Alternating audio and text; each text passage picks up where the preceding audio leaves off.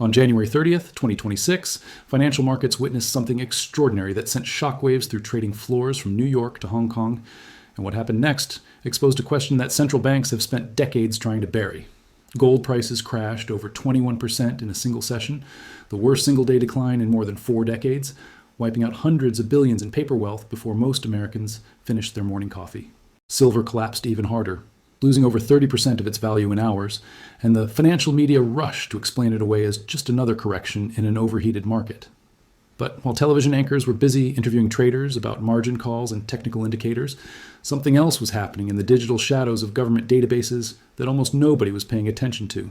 The United States Department of Justice was uploading millions of pages from the Jeffrey Epstein investigation to public servers, and buried somewhere in those 3 million documents was a single email that connects directly to the oldest financial conspiracy in American history, the question of what is actually sitting in the vaults at Fort Knox. Welcome to Chart Chamber, and if you want to understand where gold is headed next, you need to subscribe right now, because what I am about to show you is not speculation.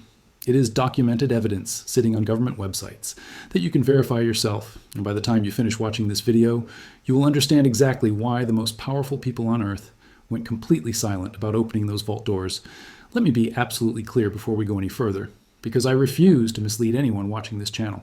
The email that surfaced in the Epstein documents references an article from 2011 that was written by an unverified source with a track record of publishing conspiracy content that fact-checkers have rated as low-credibility pseudoscience.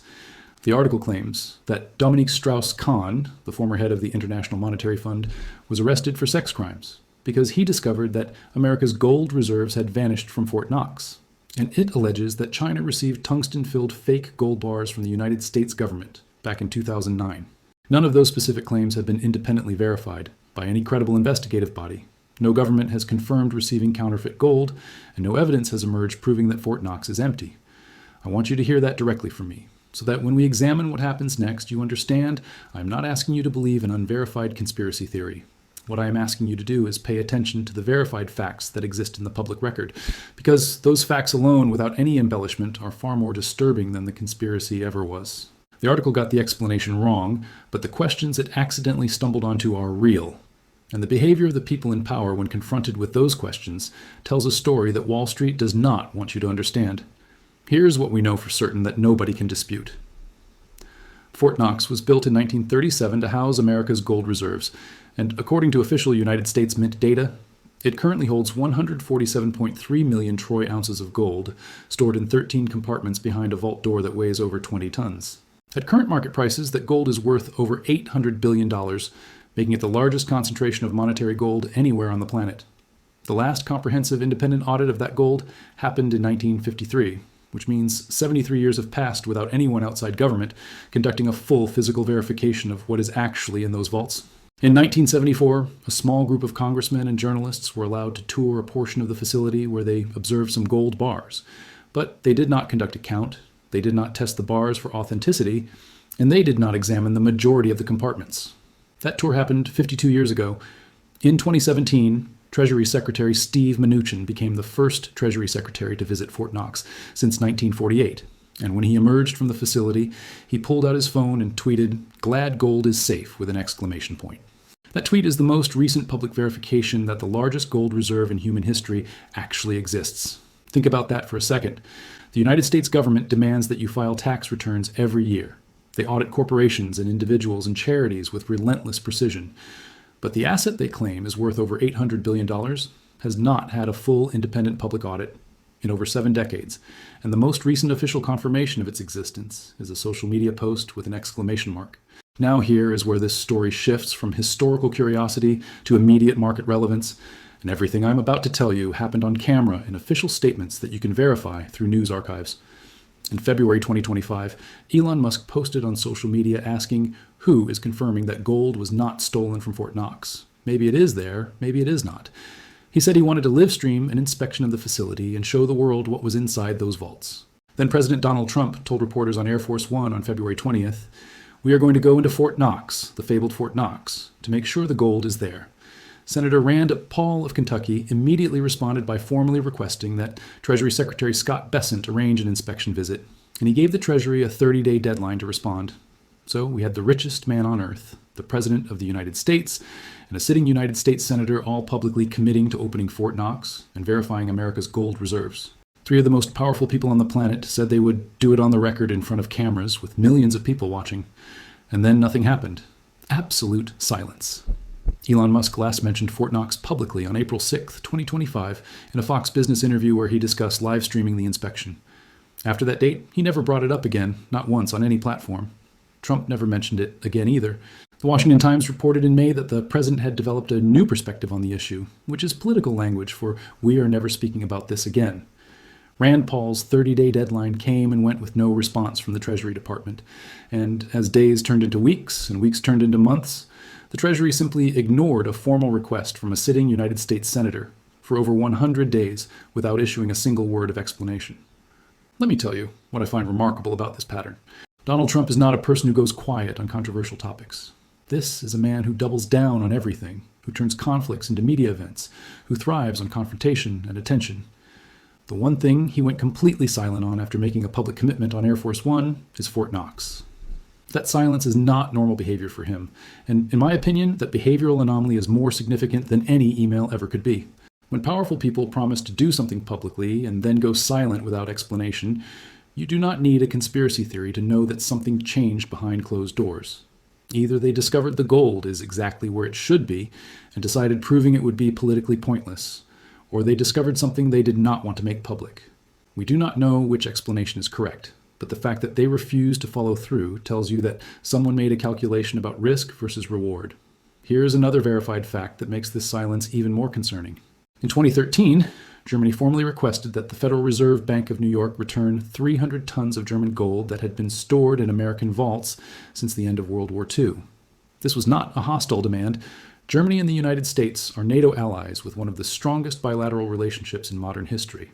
The gold belonged to Germany. It had Germany's name on it. It was supposedly sitting in a designated vault ready to be shipped whenever requested. The Federal Reserve's response was that returning the gold would take 7 years. Not 7 days, not 7 weeks, 7 years to return gold that should have been immediately accessible. During the first year, barely any gold was returned from New York. And when the bars finally started arriving in Germany, they were not the original bars that had been deposited decades earlier. The bars had been melted down and recast into new forms. The official explanation from Germany's central bank, the Bundesbank, was that the recasting was necessary to meet current refining standards. Critics pointed out an obvious question. If the original bars were sitting right there in the vault, as claimed, why would you need to melt them down and create new ones instead of just loading them onto a plane? Germany eventually received their gold by 2017, but the fact that it took 4 years to return something that should have been accessible in days has never been satisfactorily explained by either government. This is not a conspiracy theory. This is a documented event between two of the closest allies in the Western world, and it raises a very simple question. Was that gold actually sitting in the vault waiting to be returned, or did someone have to go find it first? Now I want to show you a number that explains why the United States government might actually need gold prices to go significantly higher, and why the crash on January 30th might have created the biggest buying opportunity of this entire decade. The United States government officially values its gold reserves at $42.22 per troy ounce. That price was set in 1973, over 50 years ago, and has never been updated. Gold currently trades above $5,000 per ounce in the open market. This means the official book value of all the gold at Fort Knox is listed at $6.2 billion, while the actual market value of that same gold exceeds $800 billion. The government is carrying an asset worth $800 billion on its balance sheet at $6 billion. If the Treasury Department revalued that gold to current market prices, it would add approximately $794 billion to the federal balance sheet overnight without raising a single tax or cutting a single program. Some financial analysts believe this revaluation is not just possible, but inevitable, because the United States national debt just crossed $38 trillion, and policymakers are desperately searching for ways to improve the government's financial position without triggering a political crisis. Here's the part that should make every gold investor pay attention. If the government needs gold to be worth more to fix their balance sheet, they have zero incentive to suppress prices. At $10,000 per ounce, the United States gold reserve would be valued at over $1.6 trillion. That is not conspiracy mathematics, that is simple arithmetic, and it creates a structural incentive for the government to allow gold prices to rise far higher than most people currently believe is possible. But there is another force driving gold prices that I personally believe matters even more than government revaluation, and that force is China. Because While Americans were debating whether Fort Knox is full or empty, China was making systematic moves that suggest they have already decided the answer does not matter. China has been reducing its holdings of United States Treasury bonds for over a decade, selling more than $634 billion worth of American government debt. At the exact same time, Chinese central bank gold purchases continued for 14 consecutive months without a single month skipped, even as prices reached record highs that would normally cause buyers to pause. China built its own international payment system called CIPS, which is now operational in 124 countries with nearly 5,000 banks connected, creating an alternative to the dollar-dominated SWIFT network. On January 1st, 2026, China restricted silver exports, a strategic move considering they control 60 to 70% of global silver supply. These are not the actions of a country that trusts the current financial system. These are the actions of a country preparing for a world where dollars and dollar-denominated promises matter less than physical assets you can hold in your own vault. China's gold reserves currently represent 8.5% of their total foreign reserves, while America's gold represents 66%. If China wants to reach even half of America's proportional level, they need to acquire thousands of additional tons of gold at any price the market will bear. And they are buying consistently every single month, regardless of headlines or volatility. Now, let me connect this to the crash that happened on January 30th, because what the biggest banks on Wall Street did in response to that crash is the detail that convinced me gold is heading much higher from here. After the worst single-day gold crash in over 40 years, you would expect at least one major financial institution to downgrade their price targets and declare that gold had peaked. Not a single one did.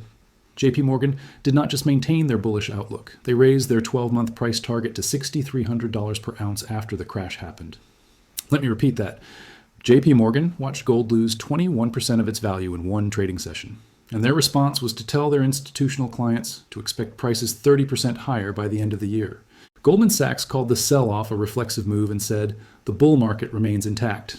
Deutsche Bank said the structural drivers supporting gold have not changed. These are not retail investors posting opinions on social media. These are institutions that manage trillions of dollars in assets with access to the most sophisticated research teams on the planet. They have better data than you or I will ever see. They talk directly to central banks and sovereign wealth funds. And every single one of them looked at the crash and said, this is not the end. This is an opportunity. Ask yourself what they know that retail investors do not. Here is what I believe is happening based on the evidence we have examined. The email in the Epstein documents does not prove Fort Knox is empty, and I have told you clearly that the article it references comes from an unreliable source. But the email is not the story. The email is the match that lit a fire under questions that powerful people spent decades trying to avoid. 73 years without a comprehensive independent audit is real. 3 of the most powerful people on Earth promising to open the vault and then going completely silent is real. Germany waiting 4 years to get their own gold back is real. A Treasury Department ignoring a senator's formal request for over 100 days is real. A government that desperately needs higher gold prices to improve its balance sheet is real. China buying thousands of tons of physical gold every single month, regardless of price, is real. And every major bank on Wall Street maintaining or raising price targets after the worst crash in decades is real. These are not conspiracy theories. These are documented facts that you can verify yourself. And when you put all of them together, they point in one very clear direction. Gold is going significantly higher from here, not because of one email buried in an Epstein file, but because the structural forces driving demand have not changed, and the people who control the largest pools of capital in the world are positioning for prices that most retail investors think are impossible. I want to be honest with you about something that keeps me up at night after researching this story for weeks. It would be so incredibly easy for the government to end every conspiracy theory about Fort Knox permanently. Bring in independent auditors from multiple firms, install cameras in the vault, count every single bar, drill samples from randomly selected bars to verify they are solid gold and not tungsten-filled fakes, publish the full results with photographic documentation, and make the entire process available for public review. The cost would be negligible compared to what the government spends in a single day, and it would eliminate decades of doubt in one afternoon.